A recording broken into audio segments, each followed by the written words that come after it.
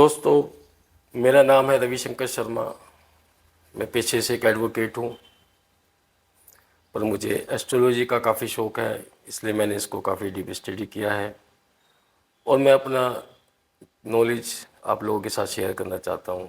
इस वजह से मैं ये वीडियो बना रहा हूँ। ये मेरी सेकंड वीडियो है।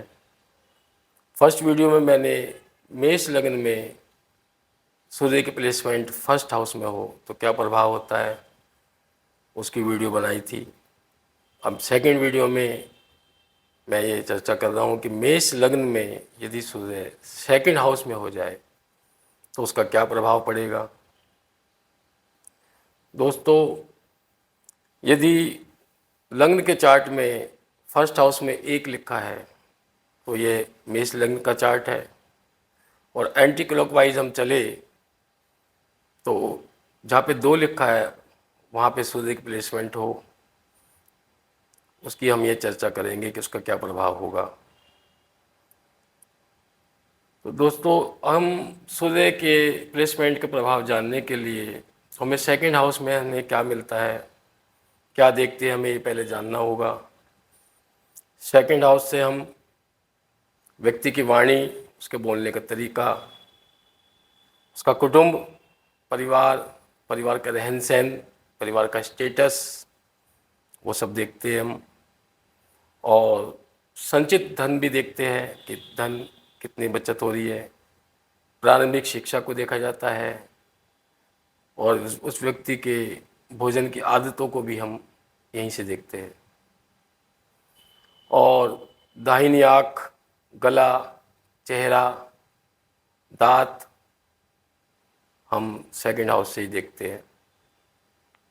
अब फिफ्थ हाउस का लॉर्ड सूर्य सेकंड हाउस में बैठा है, तो दोस्तों हमें फिफ्थ हाउस के बारे में भी जानना होगा। फिफ्थ हाउस से हम आकस्मिक लाभ जैसे शेयर बाजार, सट्टा, लॉटरी आदि को देखते हैं, मनोरंजन को देखते हैं, प्रेम रोमांस को देखते हैं, संतान पक्ष को देखते हैं, उच्च शिक्षा ग्रेजुएट लेवल की उसको देखते हैं हम। ये सब चीज़ें इसमें देखी जाती है। और इस पाँचवें भाव को हम पुत्र भाव या लक्ष्मी स्थान भी कहते हैं। दोस्तों, अब हमें ये देखना है सूर्य की पोजीशन सेकंड हाउस में है तो किस तरह की पोजीशन है। यहाँ पे सूर्य अपने शत्रु की राशि वृषभ राशि में बैठा हुआ है। यहाँ सूर्य की प्लेसमेंट बहुत अच्छी नहीं की जा सकती, कहीं बहुत अच्छी नहीं कही जा सकती, क्योंकि यहाँ पे ये मध्यम और मिले जुले प्रभाव होते हैं इसके। फिर भी हम इसकी चर्चा करेंगे कि किस तरह के प्रभाव होंगे। कैरियर की बात करें तो ऐसा व्यक्ति अपना कैरियर क्रिएटिविटी, सौंदर्य, fashion, media, finance, luxury item का व्यवसाय, सेल्स, मार्केटिंग में बनाता है। यहाँ सूर्य शुक्र की राशि में बैठा है, अतः हमें इस प्लेसमेंट को पूरी तरह डिकोड करने के लिए शुक्र की स्थिति भी देखनी होगी कुंडली में कि शुक्र कहाँ बैठा है, किस पोजीशन पर बैठा है। यहाँ शुक्र सेकंड हाउस में स्वग्रही होकर बैठ जाए या सेवन्थ हाउस में तुला राशि में या ट्वेल्थ हाउस में मीन राशि में बैठ जाए तो यह स्थिति शुक्र की बहुत अच्छी होती है, क्योंकि मीन राशि में भी शुक्र उच्च का हो जाता है और शुक्र की पोजीशन बहुत मजबूत हो जाती है और ऐसा व्यक्ति उच्च स्तर की सफलता प्राप्त करता है। ऐसा व्यक्ति अपने बुद्धि बल से अचानक धन प्राप्त करता है। सरकारी क्षेत्र से भी उसे काफ़ी लाभ होता है, उसके अच्छे संपर्क होते हैं सरकार में ऊंचे पदों पर बैठे लोगों से, और उसका लाभ वो उठाता है। डेफिनेटली उसका जो है हाउस है बड़ा होता है, बड़ा मकान होगा उसका, लग्जरी वाहन होंगे। तो बस शुक्र है तो लग्जरी तो देगा देगा। शुक्र की शुभता हमें लग्जरी की तरफ ले जाती है, सुख सुविधाओं की तरफ ले जाती है। ऐसा व्यक्ति उच्च शिक्षा प्राप्त करता है ऐसे व्यक्ति की वाणी बहुत प्रभावशाली होगी, कम्युनिकेशन स्किल बहुत अच्छी होगी, और कम्युनिकेशन स्किल का फ़ायदा वह अपने व्यवसाय में, घर में और समाज में बहुत अच्छी तरह से उठाता है। इसके विपरीत यदि शुक्र कन्या राशि में 6th हाउस में बैठ जाए या 8th हाउस में वृश्चिक राशि में बैठ जाए तो शुक्र की स्थिति अच्छी नहीं मानी जाएगी। ऐसे में व्यक्ति को संतान पक्ष और शिक्षा में बाधा उत्पन्न होती है और ऐसा व्यक्ति अहंकारी हो जाता है, भौतिकवादी विचारधारा का हो जाता है और ऐसे में उसके परिवार से वैचारिक मतभेद हो जाते हैं। और यदि सूर्य शुक्र दोनों 2nd हाउस में ही बैठे हैं, जैसे मैंने अभी पहले बताया आपको, तो स्थिति बहुत शुभ और मजबूत हो जाती है और वैवाहिक जीवन भी अच्छा होता है और लग्जरी प्राप्त होती है। तो हर तरह की शुभता उसमें देखी जाती है। परंतु उस जब शुक्र और सूर्य बैठ जाते हैं साथ साथ, तो हमें एक चीज़ ये देखनी होगी कहीं शुक्र सूर्य से अस्त न हो जाए। अगर ज़्यादा नज़दीक हो जाते हैं तो शुक्र सूर्य से अस्त हो जाता है, तो ऐसे में व्यक्ति को धन हानि एवं वैवाहिक जीवन में बाधा उत्पन्न होती है। तो ऐसे व्यक्ति की आँखों में, स्किन में एवं दांतों में समस्या देखी जाती है और जब शुक्र सूर्य से अस्त होता है तो उसकी स्थिति मैं बता देता हूँ। सूर्य से लगभग 9 से 10 डिग्री की समीपता होने पर शुक्र अस्त माना जाता है। यदि शुक्र वक्री अवस्था में हो तो वह सूर्य के दोनों ओर 8 डिग्री या उससे कम अंतर पर अस्त माना जाता है। ऐसी स्थिति में सूर्य के साथ शुक्र की प्लेसमेंट 2nd हाउस में शुभ परिणामों में कमी करती है। और यदि हम ये देखें कि 2nd हाउस में सूर्य है और उसके साथ केतु बैठ जाए, पाप ग्रह केतु, तो ऐसे व्यक्ति की वाणी जो है वो बहुत बिगड़ जाती है। उसकी वाणी कभी कभी बहुत कठोर हो जाती है। वो अपने पत्नी को, माता पिता को कठोर वाणी बोलता है, कठोर शब्दों का प्रयोग करता है उनके लिए, और इससे उसके रिश्ते बिगड़ते हैं, परिवार से अलगाव की स्थिति भी उत्पन्न हो सकती है। धन का अचानक आ जाता है, धन अचानक चला जाता है, धन में बहुत ज़्यादा उतार चढ़ाव होता है और पैतृक संपत्ति को प्राप्त करने के लिए भी केवल विवाद की स्थिति उत्पन्न हो जाती है। तो मेरी ये सलाह है कि सूर्य के साथ यदि केतु बैठा है 2nd हाउस में तो ऐसे व्यक्ति को नौकरी ही करनी चाहिए, व्यापार नहीं करना चाहिए, नहीं तो उसे काफ़ी लॉस का सामना करना पड़ता है। अगर केतु बैठ जाए ऐसे तो व्यक्ति को कुत्तों की सेवा करनी चाहिए, उन्हें खाना खिलाना चाहिए। अगर कोई कुत्ता पाल सकता है तो उसे कुत्ते को पालना भी चाहिए, उससे केतु उसका अच्छा हो जाएगा और स्थिति कंट्रोल में रहेगी। दोस्तों, दूसरी स्थिति ये भी हो सकती है कि सूर्य के साथ शनि बैठ जाए। तब हमें देखना होगा कि हमारी क्या पोजीशन होती है।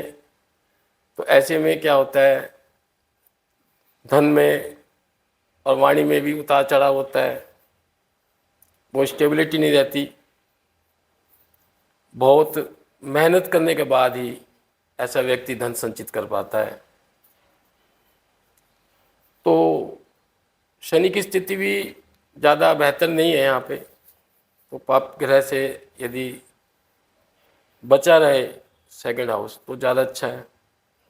तो अगर शनि की प्लेसमेंट हो जाए तो हमें फिर गरीबों की सेवा करनी चाहिए, जो हमारे अधीनस्थ कर्मचारी है उनके साथ अच्छा व्यवहार करें, उन्हें कुछ वस्तुओं का दान कर सकते हैं हम।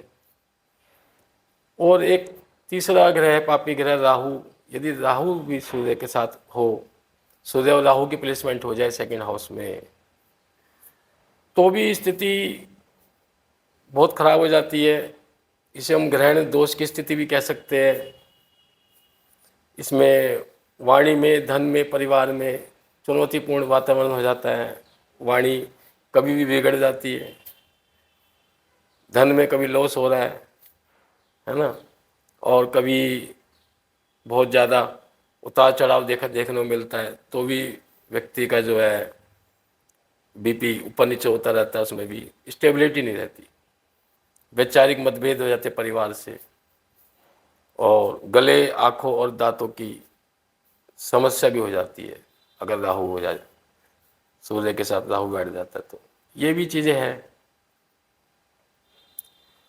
और दोस्तों, ऐसे में हमें राहु के दुष्प्रभाव को कम करने के लिए शनिवार को काले तिल का दान करना चाहिए, कंबल का दान करना चाहिए, और हो सके तो ओम ब्रह्म राहवे नमः मंत्र का जाप करना चाहिए। शनिवार के दिन बहते पानी में नारियल प्रवाहित कर सकते हो, उससे भी बहुत फ़ायदा रहता है। अब फ्रेंड्स, यदि सूर्य के साथ यहाँ बुध बैठ जाए तो ये स्थिति बहुत अच्छी हो जाती है, क्योंकि ये सूर्य और बुध मिलके बुध आदित्य योग का निर्माण करते हैं, तो ये स्थिति बहुत अच्छी है। इसमें व्यक्ति बहुत बुद्धिमान हो जाता है, मानसिक रूप से बहुत मजबूत हो जाता है, और सरकारी पद या प्राइवेट पद, कोई भी पद पर, ऊंचे पद पर होगा वो, और धन दौलत, सुख सुविधा, ऐश्वर्य से सब कुछ मिलेगा। पर ऐसी स्थिति में हमें ये देखना होगा कि बुध सूर्य के ज़्यादा नज़दीक ना हो, नहीं तो सूर्य के तेज से बुध भी जल जाता है। जैसे 12 से 15 डिग्री से अधिक अंतर होना चाहिए।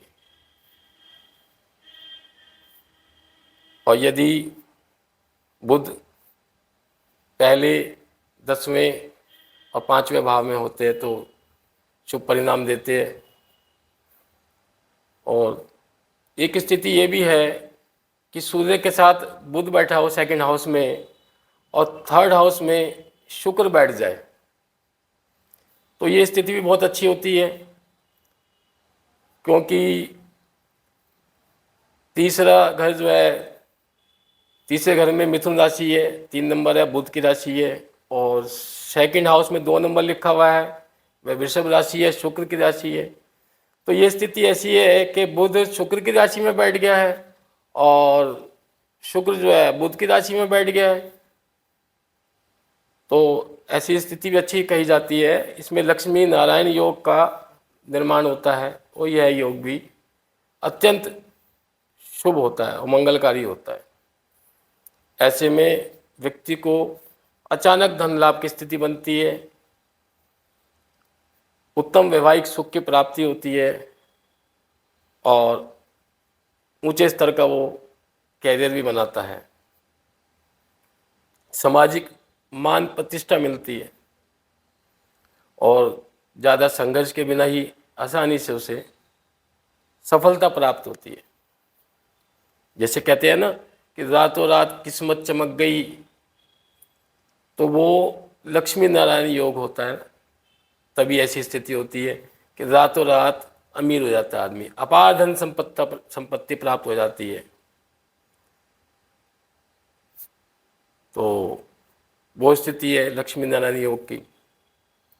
तो अगर शुक्र की स्थिति यहाँ आ जाए थर्ड हाउस में, और बुध की स्थिति सेकंड हाउस में सूर्य के साथ आ जाए, तो लक्ष्मी नारायण योग का निर्माण होता है। तो ये बहुत अच्छी स्थिति हो सकती है इस चार्ट में।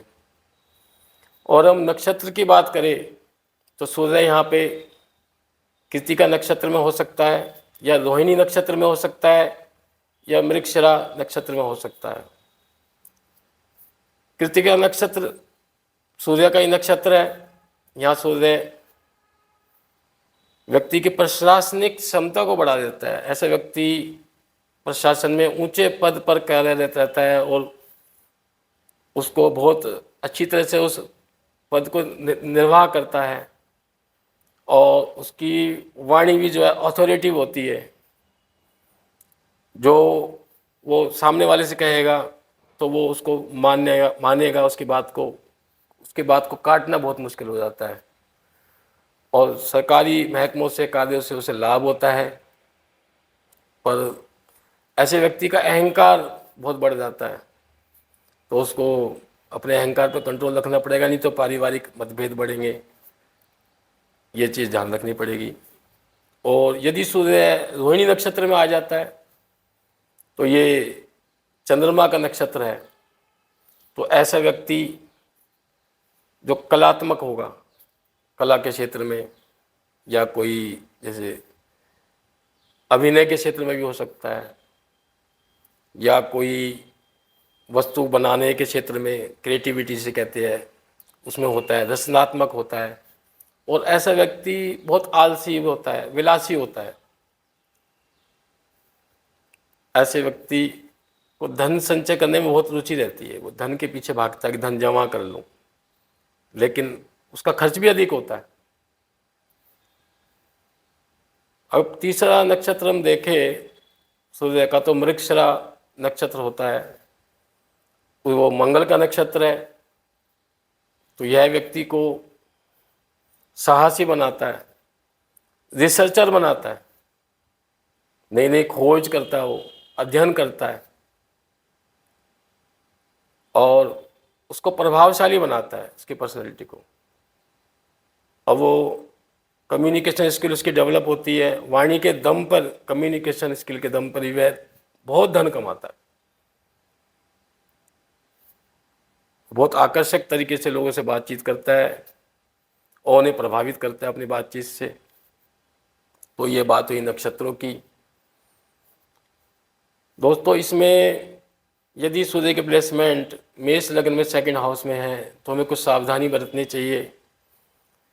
जैसे व्यक्ति को वाणी पर नियंत्रण रखना चाहिए और धन प्रबंधन का पालन करना चाहिए कि धन का मैनेजमेंट किस तरह से करे, एक ही जगह पैसा ना लगाए, अलग अलग जगह इन्वेस्टमेंट करे। और ऐसे व्यक्ति को अपना आहार संतुलित रखना चाहिए। परिवार के सदस्यों से वाद विवाद से बचना चाहिए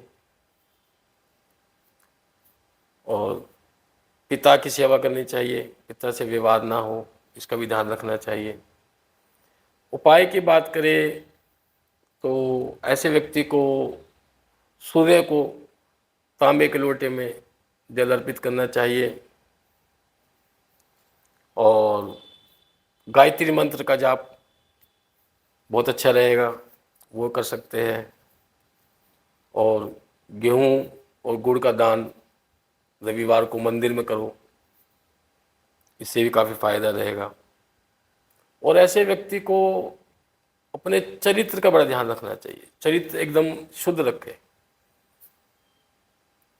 अगर चरित्र खराब होगा तो उसे बड़ी दिक्कतें आ सकती है। तो दोस्तों, आज इस चर्चा को यहीं समाप्त करता हूं मैं। और आपने देखा कि मेष लग्न में सेकंड हाउस में यदि सूर्य हो तो हमें क्या प्रभाव मिलते हैं। और अपनी तीसरी वीडियो में मैं मेष लग्न के चार्ट में सूर्य की प्लेसमेंट थर्ड हाउस में मिथुन राशि में क्या प्रभाव होगा उसकी चर्चा होगी। फ्रेंड्स, मैं आपसे उम्मीद करता हूं कि आप मुझे सहयोग दें। यदि आप मुझे सहयोग करते हैं तो इसी प्रकार मैं अपनी वीडियो डालता रहूँगा। ये मेरी बेसिक लेवल की वीडियोज़ है और जब मेरी बेसिक लेवल की वीडियोज़ पूरी हो जाएगी, क्योंकि मैं मेष लग्न में सूर्य की 12 वीडियो बनेगी मेरी 12 भावों में, ऐसी हर ग्रह की 12 वीडियो बनेगी। जब वो मेरी पूरी हो जाएगी और हर लग्न में, अब मेष लग्न में बनाई है मैंने, तो उसके बाद फिर वृषभ लग्न में बनाऊंगा इसी तरह से। तो जब ये पूरी हो जाएगी तो मैं एडवांस लेवल की जो है वीडियो बनाऊंगा, जिसमें आपको बहुत कुछ सीखने को मिलेगा। और उस तक पहुंचने के पहले आपको ये मेरी ये सारी वीडियो देखनी पड़ेगी, इससे बेसिक समझ बनेगी और एडवांस लेवल की वीडियो समझने की क्षमता पैदा होगी। तो दोस्तों अब मैं विदा लेना चाहूँगा। जय हिंद।